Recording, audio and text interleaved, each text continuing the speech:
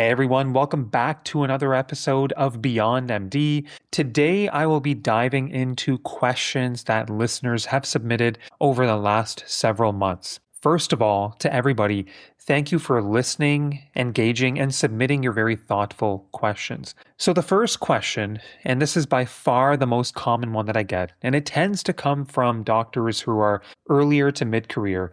And the question is the following. Many people seem to have that feeling of being stuck at work. Work at times is not as exciting as it used to be. It's becoming repetitive and mundane. And the question that has been submitted by several people is that, how did I rediscover joy at work? Was it by spending less time in medicine, less time in radiology, or was it by changing the way I approach my work? And I feel quite fit to be able to answer this question because, as many of you may know, 2025 was a very challenging year professionally for me. I believe I was quite open on a few of my episodes that work was feeling repetitive and even mundane at times. And there were many days where I felt like I was lacking the spark that I had in my earlier days. But I'm very happy to report that the last 6 months have been so much better. And so today I'd like to outline 5 ways, 5 tactics that I am practicing on a regular basis that are helping me rediscover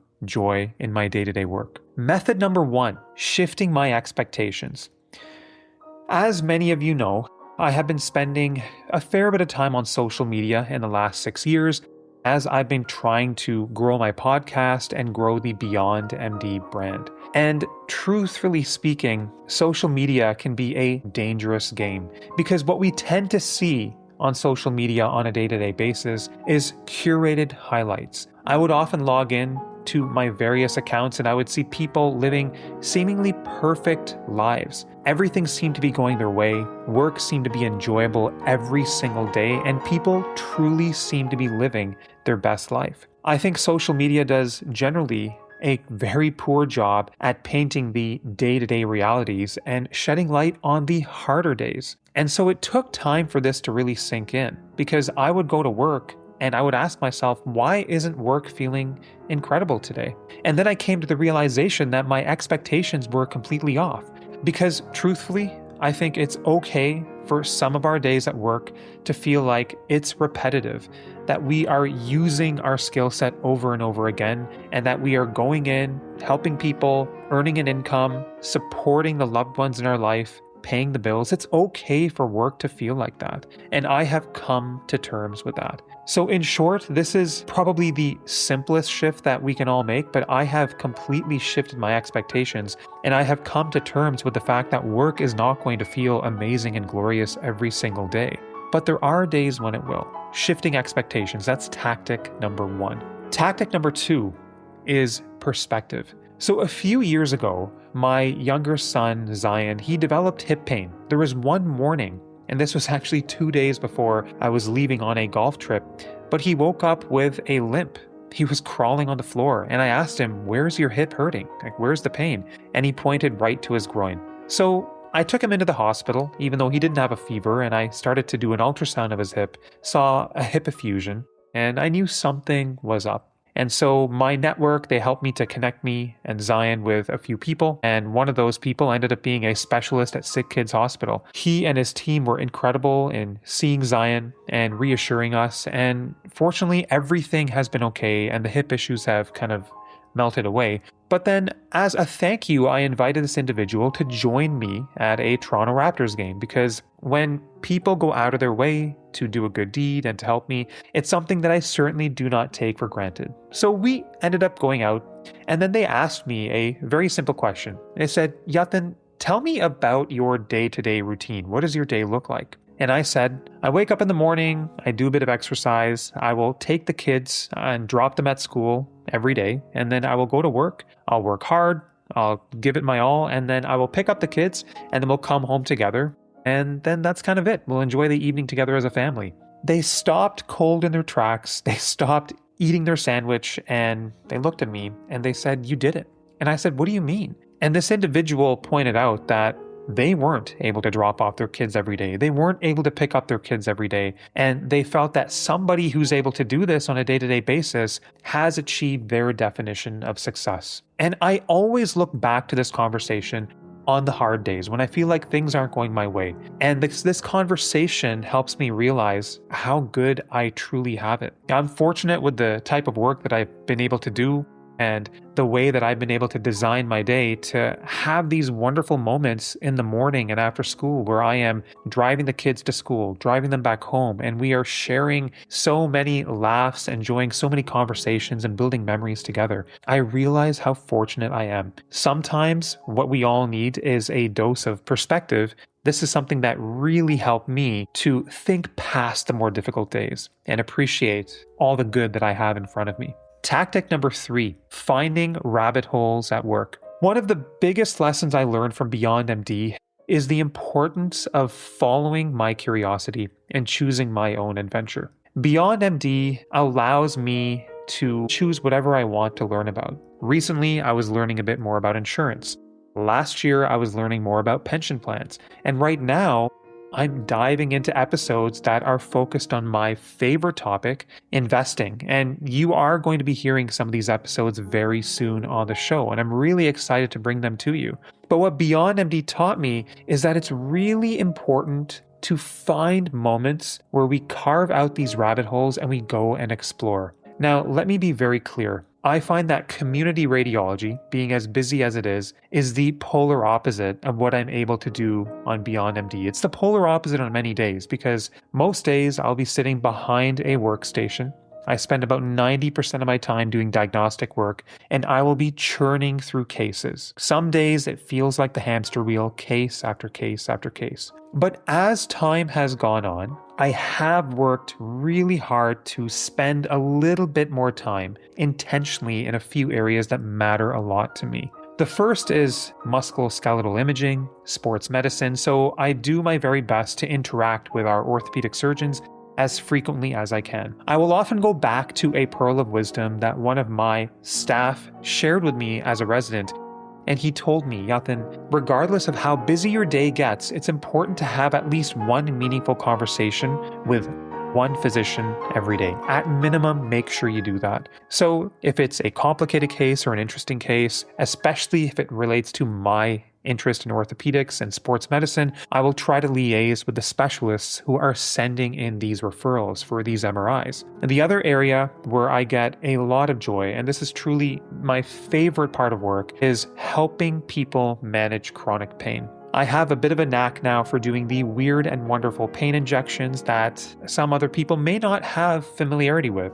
And so there are days now where these injections will be booked on one day and then I will be put on that rotation and I can go in and help somebody overcome the chronic pain that they've been experiencing for many years. To see patients feel better almost immediately after an injection and then report back to me and say that this injection helped them walk or my suggestions help them live a better life, a more active life, that goes a long, long way for me. Not too long ago, there was a patient referred for an injection on the medial aspect of the hip based on an outside ultrasound report. But when I took time to talk to this patient, she described pain and numbness in the outer half and upper half of her thigh. And to me, it sounded like irritation of the lateral femoral cutaneous nerve, neuralgia paresthetica. So what I did was I looked for that nerve under ultrasound. I was able to find it and I was able to do a steroid injection around that nerve. And lo and behold, that individual's pain went away for the first time in years. And the craziest thing about this story is that ever since I did this injection, I'm now getting multiple referrals for neuralgia paresthetica every single week. And to be the individual who goes down that rabbit hole and is able to do what they can to help people who are experiencing pain related to this, I can't tell you how much that lights me up. And while most days for me are blasting through cases, sometimes still feeling like I'm riding that hamster wheel, there are days where I get to choose my own adventure, and I get a lot of joy out of that. So I imagine many of you listening have very busy practices that can feel incredibly repetitive at times, but if you can find just a few minutes every day to think a little bit more deeply about a case, or maybe find a way to dig your own rabbit hole and just read around that topic, advocate for patients who are suffering from a certain condition, I promise you, these small actions will go a long way. And this is really helping me day to day and week to week. Method number 4. This is really interesting. It is attempting to connect my work to my view on life. So as I mentioned, a lot of us have very busy jobs, and I can tell you that community radiology is no different. It's fast-paced, it's high volume, and at certain times, it is the definition of a hamster wheel. And when you're riding that wheel, it can be difficult to find meaning. But then recently, I came across a book called Designing Your Life by Bill Burnett. And in that book, they recommended that we do what we can to connect our work with our view on life. So I started to ask myself, what does a good life look like to me? And is there any way that I can connect the work that I do in radiology to my view on life? Let me give you some examples on how I'm thinking about this and what I'm doing. Number 1, I take a lot of pride in being a physically healthy and active individual, and I want patients to be able to do the same. So I view every scan and every injection, every procedure as an opportunity to help somebody else live a better life starting today. That's one way to connect my work to my view on life. Next, preventative health. What I've realized is that in radiology, a lot of the CT scans that we do, they hold many clues about the background health of an individual. And the scans that we do can shed many clues on the status of someone's metabolic health. So think about it. We can be sometimes the first to shed light on the presence of calcifications in the coronary arteries. Does the patient have fatty infiltration of the liver? How much visceral fat do they have? And how is this visceral fat changing the contour of their pancreas? And also, what does their muscle health look like? Is there muscle wasting? Is this patient experiencing sarcopenia? There is growing evidence that all of these findings can be markers of poor metabolic health. And to think that I might be one of the first individuals to have insight into this information and to guide patients on their health journey, hopefully towards living a healthier and more active life, that is very, very powerful. So that's just another way in which I'm connecting work to my view on life. And then the final way is through education. Beyond MD confirm my desire and passion to teach. And I try to do the same at work. As trainees come into our department, we get a lot of medical students, a lot of senior residents, and I love to have the opportunity to share what I've learned over the years with them. And I try to do the same with patients who I know are going to be reading reports. This is why today I place a lot of emphasis in dictating reports that are using simple language, easy to read, because the truth is patients want to know more about their health. And so I see it as my role to educate patients about their health. And I do so by dictating my reports in a certain way. And if I can empower the individual reading that report to have a better understanding of their health after they've read it, then I feel like I'm doing my part in helping them with their health journey. So these are 3 ways in which I am working really hard day to day to connect the work that I do through radiology to my view on life. Okay, method number 5. This is huge. Maybe the most important, maintaining our outside interests. This is perhaps the common theme that I see amongst the happiest physicians. And this is something that I saw with my dad in all the years that he worked as a very happy family doctor. But happy physicians and happy professionals for that matter, they tend to maintain their outside interests. So I'll share a few of my outside interests with everyone here. I think you all know that I love to podcast. I love to learn about personal finance, especially investing. And now I am diving deeper into one of the games that I so loved when I was in high school and medical school, and that was golf. So I am diving deep into golf once again, and it's bringing me so much joy.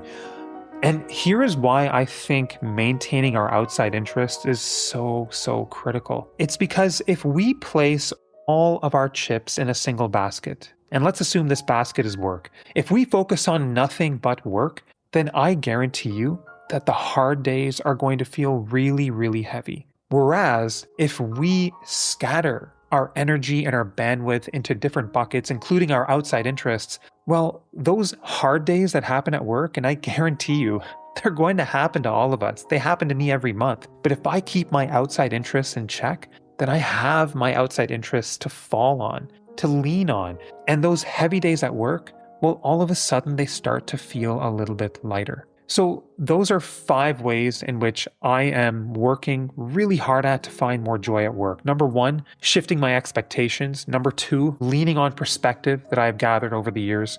Number 3, finding interesting rabbit holes at work. Number 4, connecting my work to my view on life. And then number 5, maintaining my outside interests. And guys, I would love to hear the things that you are doing day to day, week to week, to maintain your interest and your joy at work, because we can all learn from one another. And I reassure you that what I have described to you, it is still a work in progress, but I'm happy to report that it is so much better than it was in 2025. Okay, the second question that I would love to tackle today, and a few people have asked this, but people want to know, how have I approached building Beyond MD and the podcast while also working clinically?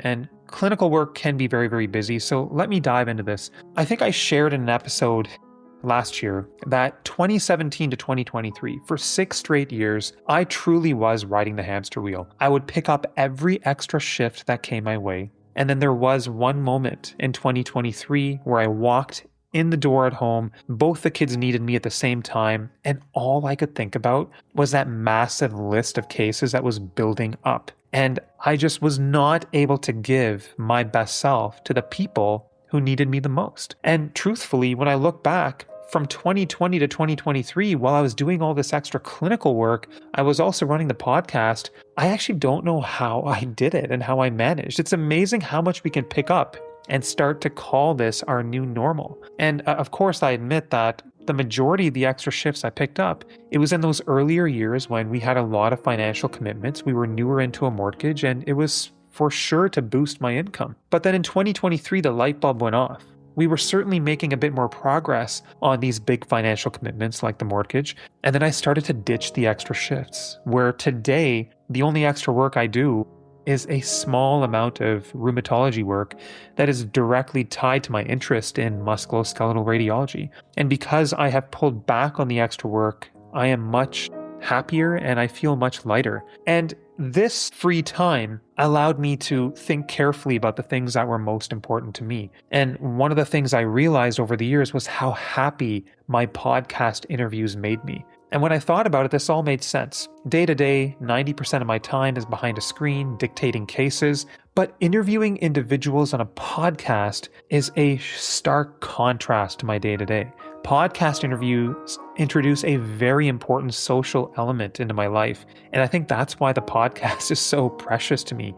That and connecting with all of you. And I'm so grateful for all the friendships I've built over the years through Beyond MD. It's the social aspect. And so the other thing that I did as I started to drop these extra shifts is I started to do energy audits on all my activities. So this is a concept that I learned about through 2 books. The 5 Types of Wealth by Sahil Bloom was one, and then Buy Back Your Time by Dan Martell was the other. But both authors highlighted the importance of energy audits. So this is how it works. For 2 weeks, track everything that you do. The clinical work, the meetings, the creative projects, the walks, the dinners with family. Track it all. And then as you go through your 2 weeks, highlight the activities. So the ones that give you energy, highlight those in green.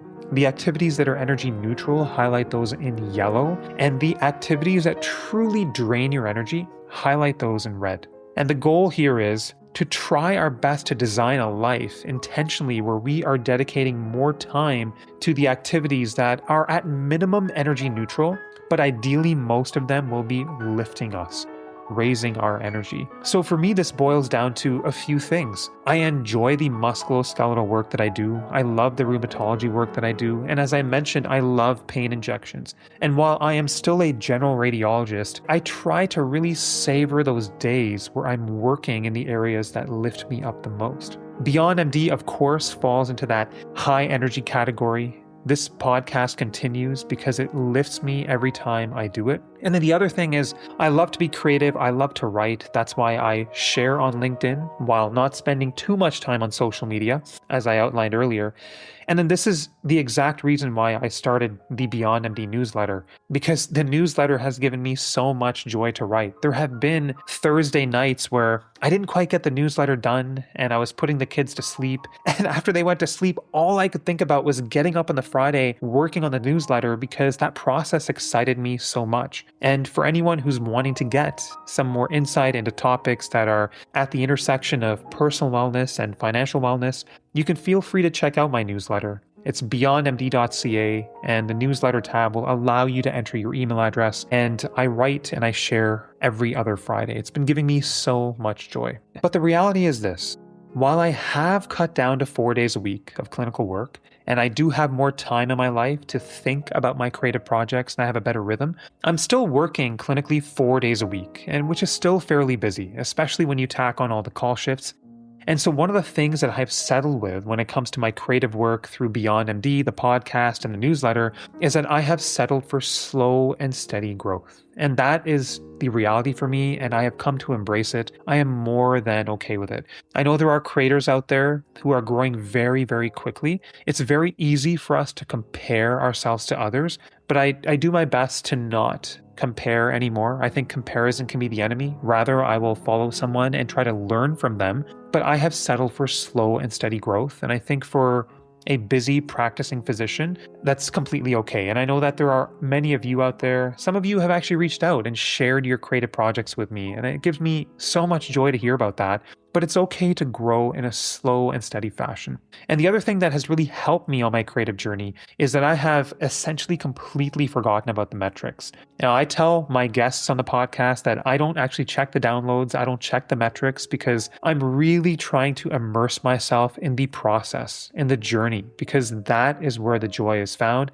So to anyone else out there who is considering starting something creative, find joy in the process. That's what's going to help you get up every day to do this. And it's going to help us play the long game. So the lessons here in growing a brand and allowing time for creative work while still practicing medicine is that give yourself space to think. I was able to do this by cutting down on clinical work gradually. Do energy audits to find the activities that truly lift you and what your best life looks like, where you want to be spending time. And feel free to make changes, but I do recommend to everybody, make changes gradually and make them slowly. The final question that I would like to address today is, somebody asked me recently, what pushed me to do a fellowship in the United States? So some background here. I'm originally from Kingston, Ontario. That's where I grew up. And I ended up going to Queen's University for undergrad. When I reflect back on that experience, I really wished that I moved outside of my hometown and got that life experience and got out of my comfort zone. So when the opportunity came for medical school, when I was accepted to UBC in Vancouver, I couldn't be more excited. I knew I had to get away. And so I took the same approach when it came to fellowship. I wanted to get away, move to a different place, and enjoy that unique life experience. I can tell you, when we were making a decision, Seema and I were out for a date night in Toronto, and I told her what the options were going to be for fellowship. One, we could go to the California coast to San Diego. We could enjoy an amazing year there. Or two, we could stay in Toronto. It was going to be an amazing educational experience.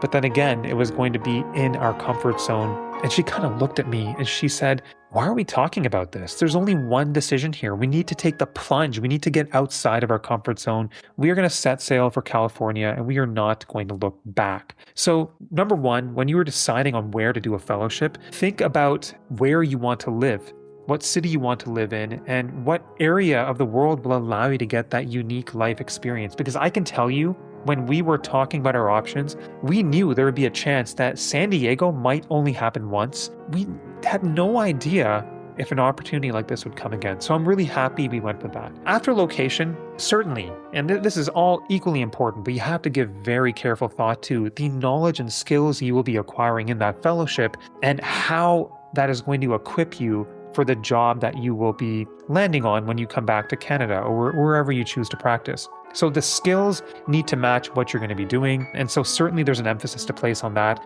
And then number three is the people that you are going to be working with.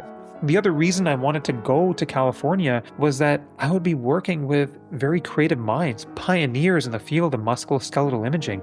And when you work with people like that, you get introduced to new ways of thinking, new ideas. Your creativity on the job flourishes. Let me tell you, when we had academic rounds in San Diego, the depth that we were going into, It was unlike anything I had ever seen, and you are pushed to think in different ways. So, when deciding on a fellowship, it really boils down to three things. First, think about the skills and knowledge and make sure that's going to match up with what you're going to be doing later on. Number two, the people that you are going to be working with, they can have a huge impact on you.